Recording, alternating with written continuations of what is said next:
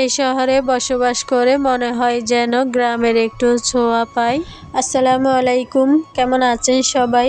আমার প্রাণপ্রিয় আপু ভাইয়েরা, আঙ্কেল ও আন্টিরা, আশা করছি যে যেখানে আছেন অনেক বেশি ভালো এবং সুস্থ আছেন। আলহামদুলিল্লাহ, আপনাদের দোয়া এবং ভালোবাসায় আমিও অনেক বেশি ভালো আছি।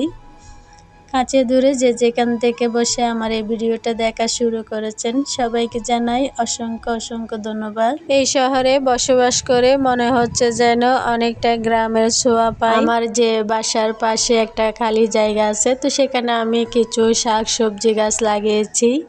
তো অনেকে মনে করে এটা নাকি গ্রামের মতন লাগে দেখতে। তো আমার ভিডিওতে অনেক আপুরা কিন্তু কমেন্ট করেছেন, আপু আপনার গ্রামটা দেখতে খুবই সুন্দর।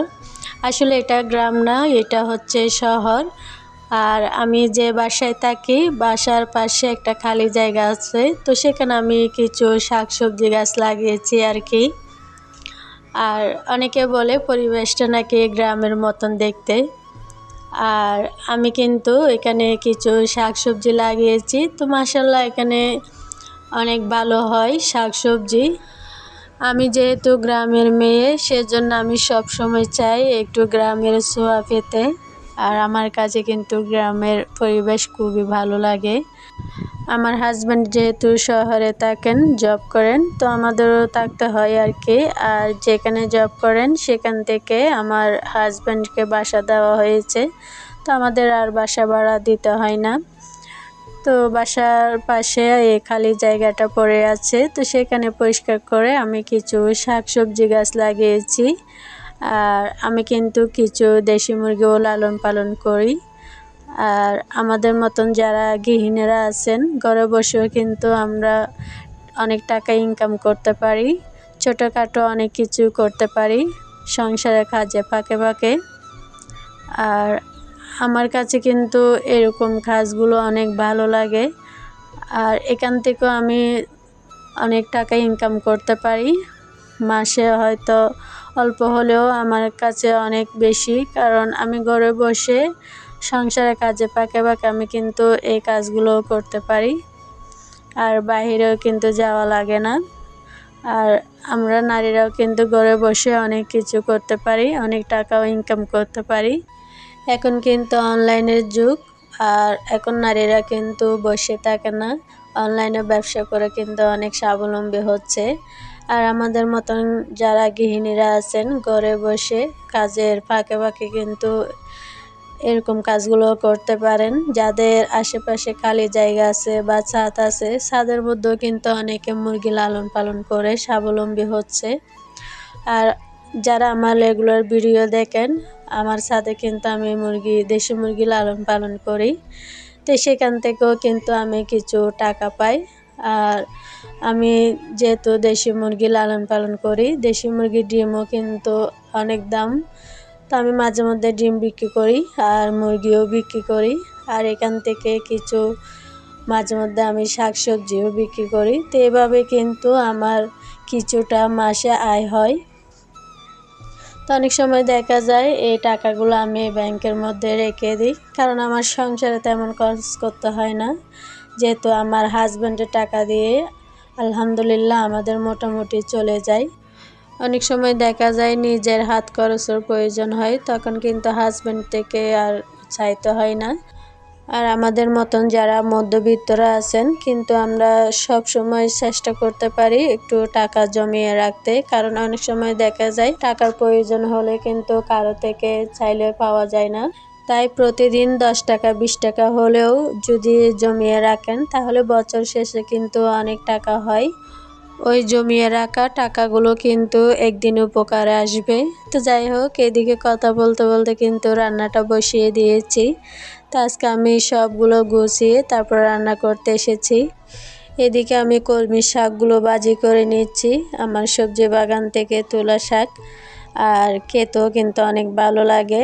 আর এদিকে আমি বাঁধাকপি আর গাজর দিয়ে ভাজি করে নিচ্ছি, আর সেই সাথে আমি মাছ রান্না করব। আর এদিকে আমার শাকগুলো হয়ে আসছে, তো এখানে আমি কয়েকটা কাঁচামরিচও দিয়েছি। আর কাঁচামরিচ দিয়ে কিন্তু শাক খেতে অনেক ভালো লাগে। অনেক সময় কিন্তু আমার বাইরের থেকে শাক সবজি কিনতে হয় না। আমার সবজি বাগান থেকে আমি প্রতিদিন কিছু না কিছু নিয়ে রান্না করি। তো এভাবেও কিন্তু আমার অনেক সময় দেখা যায় সংসারের খরচ অনেকটাই কমে আসে। আর শহর এলাকায় কিন্তু সব কিছু কিনে খেতে হয় অনেক দাম দিয়ে।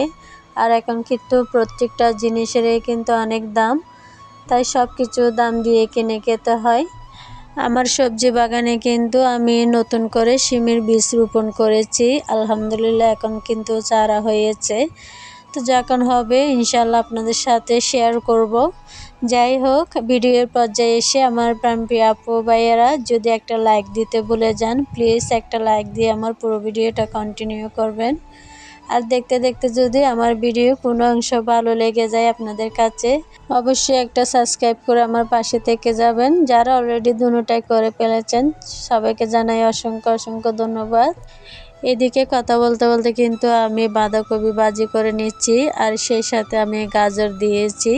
তো এভাবে যদি বাঁধাকপি ভাজি করেন তাহলে খেতে কিন্তু অনেক ভালো লাগবে। আর আমি সব সময় গাজর আর বাঁধাকপি দিয়ে ভাজি করি, আর বিশেষ করে রুটি দিয়ে খেলে কিন্তু আরও বেশি ভালো লাগে। তো যাই হোক, আমার এদিকে মাছ রান্নাটাও হয়ে আসছে। তো এখানে আমি কয়েকটা কাঁচামরিচ দিয়েছি, আর মাছগুলো আমি ভেজে রান্না করেছি। যাই হোক, এদিকে আমি ছাদের মধ্যে চলে এসেছি মুরগিগুলোর জন্য। আমি সবজির কাটাকুটাগুলো কেটে নিয়ে আসছি ওদেরকে দেওয়ার জন্য।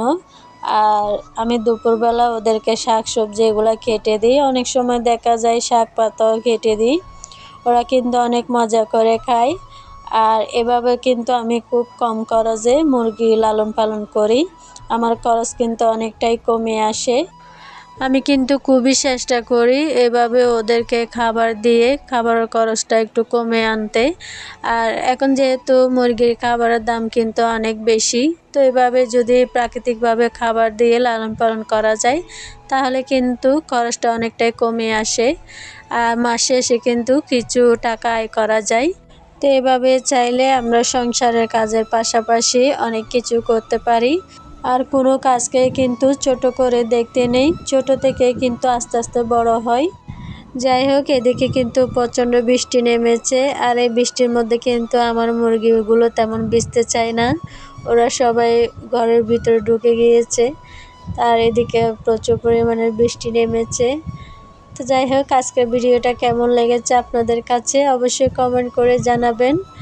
আর একটা লাইক শেয়ার করে দিবেন, সাবস্ক্রাইব করতে একদম ভুলবেন না। তো সবার সুস্থতা কামনা করে আজকের মতন বিদায় নিচ্ছি। একটা নতুন ভিডিও দেখার আমন্ত্রণ জানিয়ে সবাই ভালো থাকবেন। আসসালামু আলাইকুম, আল্লাহ হাফিজ।